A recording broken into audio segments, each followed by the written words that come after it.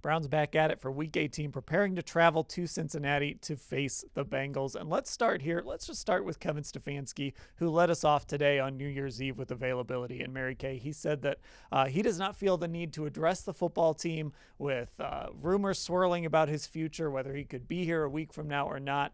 It's kind of just business as usual as they prepare to go to Cincinnati. That's right. And did we expect anything else from Kevin Stefanski? This is the way he's been about everything since the day he took this job. It's always about the team, and it's always about the next game. Even when we would try to ask him about Miles's record, he was always all about Miles wants to win. So certainly when it comes to his own job security, he's not about to waver from that point of, no, we are focused and laser focused on this next game. But we did talk to a lot of players in the locker room about it, and to a man, and I think it's genuine. It really seems genuine to me that they would really like to have him see this through, and they're still playing very hard for him.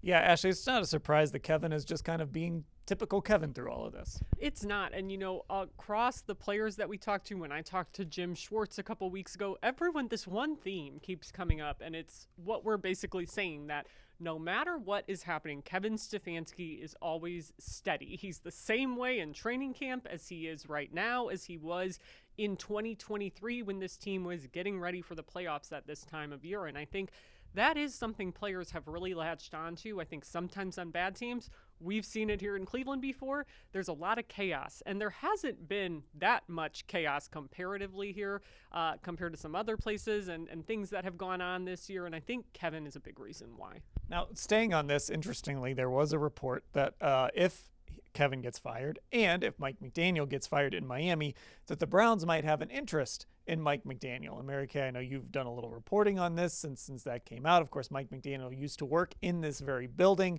way back in 2014. That would be a very interesting choice for the Browns.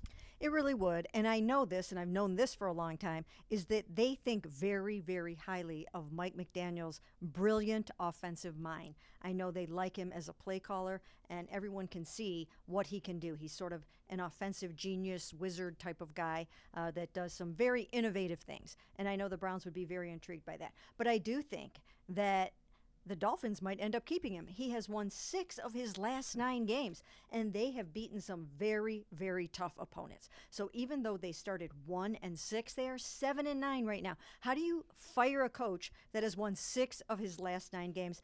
I don't know. Maybe they'll need a different voice or a different vibe, but I'm not firing that guy. Yeah, and Ashley, I know there can be criticisms of Mike McDaniel that are legitimate. We see some weird press conferences from him all the time. I don't know how it would work here, but I do know when he got to Miami, he really revived Tua Tagovailoa's career in a lot of ways, and I think that's what the Browns would maybe be looking at if he were a candidate for this job. Yeah, I think the Browns really do, no matter what they do going forward, need to be focused on that quarterback position in just about every way, and whether it's Shedeur Sanders, whether it's somebody else, somebody who can work with that guy, develop that guy, and get him going here. Because I think realistically, though, you look at Kevin Stefanski's time here, it's just been turnover after turnover at that position. I certainly think that's played a part. But what Mike McDaniel did with Tua is an interesting thing to consider, and he also obviously fits in that mold of the younger offensive mind head coach. Now, if he did come here, the quarterback, maybe he would be trying to turn around. Maybe. We don't know for sure yet. Could be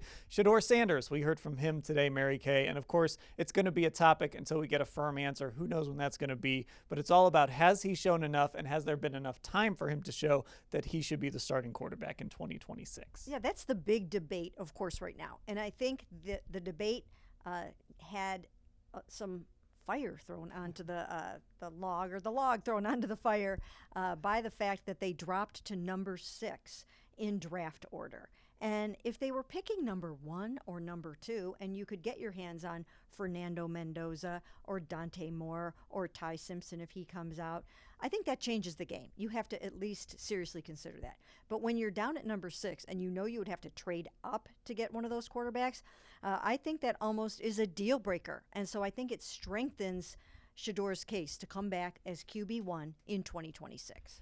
Yeah, and Ashley, I mean, obviously Shedeur said all the things he's supposed to say, but as we've talked about so often, this really is his audition. It's his show right now, and he gets one more chance against Cincinnati in Week 18. He does get one more chance. And look, I think it's not going to all be about this one game. They're not going to throw out the previous 6 starts and be like, oh, well, all that matters is what we saw in Week 18 against the Bengals. But it is about, I think, ending on a high note, giving them that positive recency bias if you are him. And again, showing them that he has continued to progress, that he's not making the exact same kind of mistakes. I think he talked about this today, about getting out of bad plays when there's nothing there. I think that's been his biggest weakness.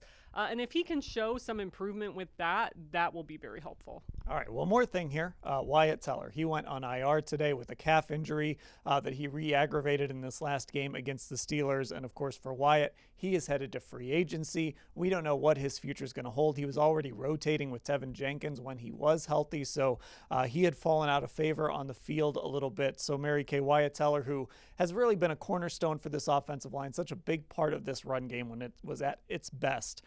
This could be it for him as he goes on IR. It really could be, and I think he spoke like a man who was on his way out of Cleveland today when we did talk to him. He sounds like he sees that the writing is on the wall. No talks have taken place about an extension between his agent and the Cleveland Browns. And when you get demoted with a couple of games left in the season, I think it really kind of tells you what the future holds. So I think that's probably not his imagination, and we probably have seen the last of Wyatt Teller, but he's been great for us in the locker room. He's had a really nice career here. Him and Carly have become part of the fabric of the Cleveland community, and I think it will be sad to see him go. Yeah, a guy that the Browns really got, I don't know if I'd say off the scrap heap, but they get him from Buffalo when Buffalo didn't need him anymore back in 2019. Of course, he signs that extension in 2021, and he's been as much a part of the Cleveland Browns. I mean, nobody's Joel Bitonio, but Ashley, as far as representing the Cleveland Browns and being, when you think of the Cleveland Browns, you think of this guy. Wyatt Teller is on that short list. Yeah, and Dan, I know you wrote a story on this years ago. Not often you see a guard repeatedly going viral in the NFL for his pancake blocks the way that Wyatt Teller has. And I mean, I agree with Mary Kay. He sounded like a guy who knows this is the end, and you compare it to even when we talked to him right before the trade deadline. And I think there was more optimism when we spoke to him around that time. But, you know, today when I asked him again, like you said at the time you still wanted to retire, Brown, do you still feel that way? And he gave a much shorter answer about, yes, like my family's here. But it just seems like the writing is on the wall. Okay, we will cover everything that happened here today and everything that happens this week. Whatever happens next week, we'll cover it all at cleveland.com/Browns.